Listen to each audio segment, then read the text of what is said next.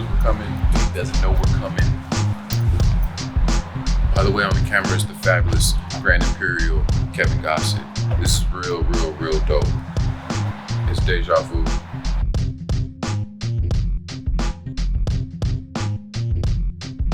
I came here because I wanted to ask you about fashion as self-expression. How important is that as it pertains to rap and hip hop? It's a part of the elements.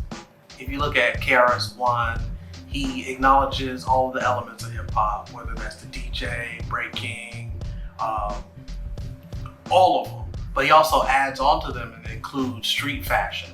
So we're looking at the street gangsters, we're looking at wearing all black to not really be noticed, and we're implementing that into how we dress. I always had a slight Run DMC style to how I dress, whether it's wearing the hats, where it's almost having this preacher aesthetic to what I'm doing and how I'll wear and rock my things, as well as speaking, but taking that next step of expression to not only look at the clothes as how am I gonna wear this, but like how am I gonna sit into it and actually wear it different than somebody else. Tell me about your style as it is right now.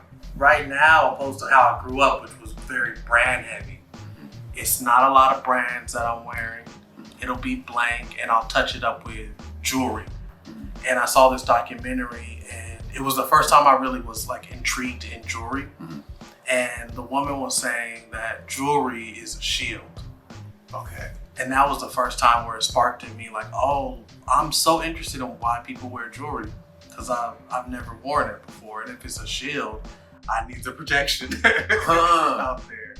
So I started to look into jewelry. And at the same time, I was like discovering that my mom had family ashes.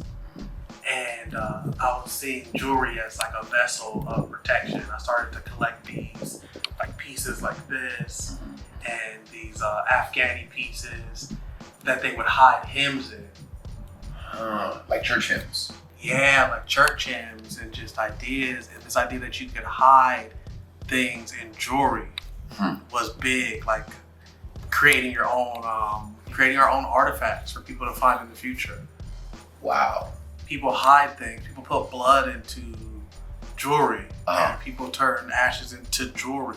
It's interesting. So making that a part of my fashion as well, like wearing my family as a statement of who I am, rather than the brand. I'm my own brand. And simultaneously, you, as I've known you, have always had a hand and a finger on the pulse of what is dope fashion-wise, like publicly. I know that you had a connection with 5 and a Dime. Yes. At a downtown clothing line. Tell me about the video that you did with them. 5 and a Dime, I've been working with them for a long time. 2012, when streetwear was really blowing up, I built a relationship with them. We started this kind of brand and culture called 8th and G Gang. So working with them and them knowing that we did music, which a lot of the people that we're working with, streetwear brands were doing music, whether that's Pac Div and the Hundreds. We were like, look at all these frameworks. Let's try to do that with 5 and a Dime. And so working with Leon Goodrow, we came up with this idea of your next line, we can create a song that matches and talks about all of the shirts within the brand, and we can work together to make a music video.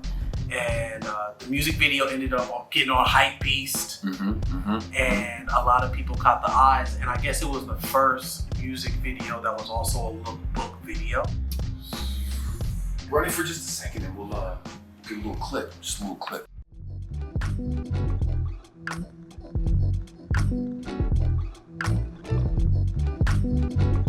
What excites you moving forward in fashion? How it can integrate with technology. Whether it has as simple as a QR code on it, or whether it's more sustainable and people making their own clothing and restoring things that were, just old. Any way to restore old clothing, I think is a really cool and intuitive way to approach clothing. Speaking of a segment that we were looking at, the lookbook video, and I know that you have a couple pieces here. Could you just kind of show me some of the stuff that you're a fan of? Oh yes, this is like a piece that I won this piece. Okay. And Okay. it was a raffle at 5 and a dime, Uh-huh. and they've always been a big representation of San Diego. And they got the 5D instead of the SD to kind of represent San Diego. So like it was that double representation. This one, just because I got this from the Amazon bin store.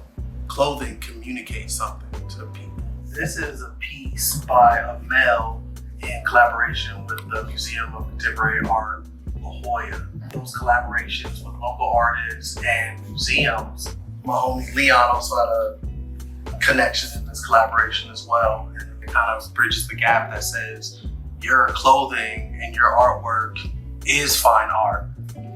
This one's a classic for me because this is Leon. This was like our aesthetic style when we were in a group, Brother Nature. And this is his project. And this Jesus and Haile Selassie on a tandem bike together. Big shout out, Leon. Leon Goodrum, Bam Goodrum, right? Yes, he has a clothing brand, Huron Hughes, and this is one of the representations of that brand. Nice. Started off as an album. He created the artwork. Years later, he said, you know what? I could turn that into a t-shirt. Give me your name and how people can get a hold of you. My name is Ramel Wallace. You can check me out at rameljwallace.com and Creative Mornings. Every single month, on the last Friday of the month, I'm there in the flesh with 200 other creatives, and I'd love to see you there.